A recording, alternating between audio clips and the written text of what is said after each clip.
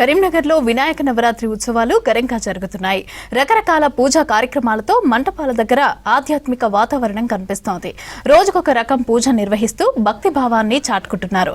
భాగ్యనగర్ గణపతి దగ్గర మహిళలు సహస్ర దీపాలంకరణ చేశారు. 1000 దీపాలు ఒక్కసారిగా వెలిగించడంతో వినాయక మండపం దగ్గర ప్రత్యేక శోభను సంతరించుకుంది. కరీంనగర్లో జరుగుతున్న గణపతి నవరాత్రి ఉత్సవాలపై వెంకటేష్ మరిన్ని వివరాలు అందిస్తారు. వినాయక నవరాత్రోత్సవాల సందర్భంగా వాడవాడన భక్తి భావం వెల్లివిరుస్తుంది. ఎక్కడ చూసినా ఆధ్యాత్మిక వాతావరణం కనిపిస్తుంది. ప్రజెంట్ మనం కరీంనగర్ భాగ్యనగర్ కాలనీలో ఉన్నాం. ఇక్కడ సహస్ర దీపాలంకరణ కార్యక్రమంతో ఇక్కడ వైభవంగా పూజా కార్యక్రమాలు నిర్వహిస్తున్నారు. మహిళలంతా కూడా ఈ దీపాలు ముట్టించే కార్యక్రమాలు చాలా బిజీగా కనిపిస్తున్నారు. ముఖ్యంగా ఇక్కడ వైభవంగా కొలుదీరిన గణనాథుని ప్రతిరోజు వేరువేరు కార్యక్రమాలతోటి చేస్తూ ఉన్నారు. ఈరోజు సహస్ర దీపాలంకరణ ఈ వాడలో ముఖ్యంగా జరుగుతుంది. దీనికి సంబంధించి ఎట్లాంటి వేడుకలు నిర్వహిస్తున్నారో తెలుసుకునేందుకు ఈ అర్చకులు కూడా మనతో పాటు. స్వామి, ఈ గణనాథం దగ్గర ఎట్లాంటి పూజలు జరుగుతున్నాయి ప్రతిరోజు? ఇంకా ముందు ఇంకా 4-5 రోజులు ఉంది కదా వేడుకలు, ఏమేమి జరుగుతాయి? ఈ గణనాథునికి ప్రతినిత్యం ఉదయం సాయంత్రం విశేషమైన అభిషేకాలు. చాలా మంది విశేషంగా భక్తులు ఇక్కడ సహకరిస్తూ స్వామివారి సన్నిధానంలోనికి వచ్చి స్వామివారి యొక్క పూజా కార్యక్రమాన్ని దిగ్విజయంగా చూసి వారందరూ కూడా స్వామివారి యొక్క సంపూర్ణ కరుణా కృపా పొందుతున్నారు. ఈ విధంగా ప్రతిరోజు రోజొక కార్యక్రమంగా ఒకరోజు సరస్వతీదేవి పూజ, మరొక రోజు ఈరోజు దీపాలంకరణ, శాస్త్ర దీపాలంకరణ, స్వామివారి యొక్క గణపతి హోమం, మరి స్వామివారికి మహా అభిషేకం, మరి ఈ కార్యక్రమాలు చాలా దిగ్విజయంగా జరుగుతున్నారు. ఈ వాడలో చాలా విశేషమైనటువంటి భక్తజన సందోహం కావలసినంత ఉన్నది కాబట్టి స్వామివారికి ఒక కృపకు అందరు పాత్రులై వారి యొక్క సహృద్దేశాలతో స్వామివారికి పూజలు జరుపుకుంటున్నారు. స్వామివారికి కావలసినటువంటి ఆకులు, కొమ్మలు, పత్రికలు కూడా విశేషంగా తెస్తున్నారు. విశేషమైన భక్తి భావంలో ఉన్నారు ఈ వాడలో ఉన్నటువంటి వాళ్ళందరూ. 9 రోజుల పాటు ఎందుకు పూజలు చేయాలి? ఏమి వీళ్ళకు మేలు కలుగుతుంది ముఖ్యంగా భక్తులకు సేవించే వాళ్ళు? నవరాత్రుల సందర్భంలో మనం ప్రథమ దినం ఆరంభం చేస్తూ దీపారాధన చేసుకుంటున్నాం. దీపారాధన స్వామివారి ముందు చేస్తే మన వాడంతా ఎల్లవేళలా వెలుగులతో నిండి ఉండాలని అఖండ దీపాన్ని వెలిగిస్తూ స్వామివారి యొక్క పూజా కార్యక్రమాన్ని ప్రారంభం చేస్తూ ప్రతినిత్యం ఈ యొక్క 9 రోజులు ఉదయం మరి సాయంత్రం విశేషమైనటువంటి పూజలు జరుపుకోవడం మనందరి సౌభాగ్యం కొరకు, స్త్రీలకు మరి ముఖ్యంగా సుమంగళి ఉండటానికి కొరకు, మరి విశేషమైనటువంటి మగవాళ్ళందరూ కూడా స్వామివారి యొక్క విశేషమైన ఆశీర్వచనం పొందాలని. సార్, ఇప్పుడు ఇక్కడ మహిళలందరూ ఒక ప్రత్యేకమైన డ్రెస్సులలో వచ్చారు. తర్వాత ఎట్లాంటి కార్యక్రమాలు జరుగుతున్నాయి ప్రతిరోజు? మొదటి రోజే ఒక చక్కటి భజన కార్యక్రమం ఏర్పాటు చేశాం. ఆ రోజు అల్పాహార విందులతో అందరూ నృత్యాలతో ఆ రోజు కార్యక్రమం ముగించాం.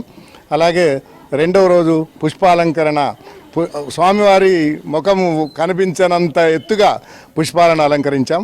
మరి మూడవ రోజు స్వామివారికి బొజ్జ నిండేలాగా అన్ని పళ్ళను కూడా సమకూర్చాం. స్వామివారికి సరిపోవు కుడుములు, ఉండ్రాళ్ళు, పండ్లు ఎన్నైనా తినగలుగుతాడు కాబట్టి వారికి ఆ విధంగా ఇచ్చాం. 4వ రోజు కుంకుమ, అంటే అమ్మవారిని కూడా మనము తోడు చేసుకోవాలి. మరి సిద్ధిబిద్ది వినాయకుడు అంటాం మనం. 2 భార్యలు ఉన్న ముద్దుల తనయుడు తను. వారికి, అలాగే అమ్మవారు లక్ష్మీ అమ్మవారికి, మరి అలాగే సరస్వతి అమ్మవారికి, అందరికీ మా మహిళామణులు అందరూ చక్కటి అలంకరణలతో వచ్చి అమ్మవారికి అలంకరణ చేసి అలాగే కుంకుమ పూజలు నిర్వహించారు. మళ్ళీ ఈరోజు దీపాలంకరణ చేస్తున్నాం.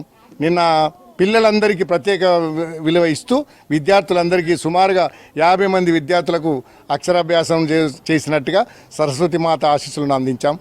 మరి రేపు అతి ముఖ్యమైన విషయం, మహాగణపతి హోమం చేయబోతున్నాం. ఆ తర్వాత రోజు వీళ్ళని బట్టి పల్లకి సేవ, అలాగే నైవేద్యాలు కూడా 108 నైవేద్యాలతో ఒకరోజు స్వామివారికి అందిస్తాం. చివరి రోజు కూడా భక్తిభావంతో అందరూ మహిళామణులు మంగళహారతులతో ఊరేగింపు చేస్తూ స్వామిని నిమజ్జనానికి పంపిస్తాం. ముఖ్యంగా ఇట్లాంటి సిటీస్లో మహిళలంతా కూడా ఈ టైంలో ఎవరింట్లో వాళ్ళు ఉంటారు, పక్కింటి వాళ్ళు కూడా తెలిసే అవకాశం లేదు, ఎందుకంటే కాలనీ స్ట్రక్చర్ ఉంది. ఇట్లాంటి సందర్భంలో ఈ వినాయక నవరాత్రులు లాంటివి ఎట్లా ఉపయోగపడతాయి? మనుషుల మధ్య బంధాలను పెంచడానికి ఎట్లా ఉపయోగపడుతుంది?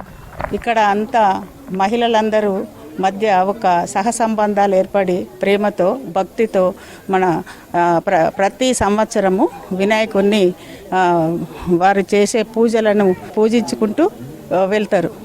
తర్వాత ప్రతిరోజు ఇప్పుడు వారు చెప్పినట్టుగా ప్రతిరోజు కార్యక్రమాలు నడుస్తుంటాయి. మరి మహిళలందరూ కూడా ఎప్పుడు పొద్దున సాయంత్రం తప్పకుండా భక్తి భావనతో దేవుని దగ్గరికి వస్తారు. ఇవాళ దీపాలంకరణలో భాగ్యనగర్ కాలనీ వాసులందరూ కూడా వెలుతురులో మంచి వెలుతురు రావాలని మరి భగవంతుని యొక్క కృప ఉండాలని మరి ఎప్పుడు కూడా ప్రతి సంవత్సరం చేస్తూ ఉంటాం. మరి వారి ఆశీస్సుల కొరకు మేమందరం కూడా దీపాలంకరణ చేస్తామండి.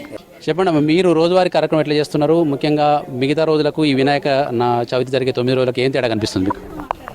అంటే ఈ వినాయక చవితి కార్యక్రమాలను పురస్కరించుకొని కాలనీ వాసులందరం కూడా ఒక చోట సమైక్యతా భావంతో దేవుని ఆరాధించడం జరుగుతుంది. ఉదయం సాయంత్రం ప్రత్యేకంగా పూజలు కూడా నిర్వహించుకొని మేమందరం కలిసి యూనిట్గా ఒకటే అని ఒక కుటుంబ సభ్యులుగా ఏర్పడడానికి కొరకు అందరం ఒకటే అని చెప్పడం కొరకు అందరం ఒకే యూనిఫామ్ వేసుకొని రావడం జరిగింది. ప్రతి ఏటా మేము ఈ విధంగానే జరుపుకుంటూ ఉంటాం. వాళ్ళ యూనిటీ కానీ వాళ్ళందరూ కానీ ఎంత కష్టపడి పొద్దున్న నుండి సాయంత్రం వరకు ఏ సేవ కోర్చైనా ఏదైనా మిగతా అందరు పని చేస్తూ ఉన్నారు. మేము తక్కువ పని చేసినా కూడా వాళ్ళు ఏంటంటే భక్తి భావంతో పొద్దున్నుంచి సాయంత్రం వరకు ప్రతి కార్యక్రమాన్ని నిర్విఘ్నంగా చేస్తూ ఉన్నారు. వీళ్ళందరి దయవల్ల అందరు వాళ్ళు ఏంటంటే సర్వే జనా సుఖినో భవంతు అని అన్న ఆలోచనతో అందరు పనిచేస్తున్నారు. మా కాలనీలో ఇది మాకు ఎంతో శుభసూచకం. ఉత్సాహంగా ప్రతిరోజు పండగ వాతావరణం లాగా ఉండి అందరం మంచిగా కలిసి ఉంటున్నాం.